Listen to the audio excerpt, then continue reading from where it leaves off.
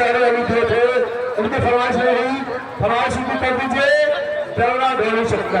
1 minute के लिए सिर्फ पुलिस से भी माफी चाहेंगे।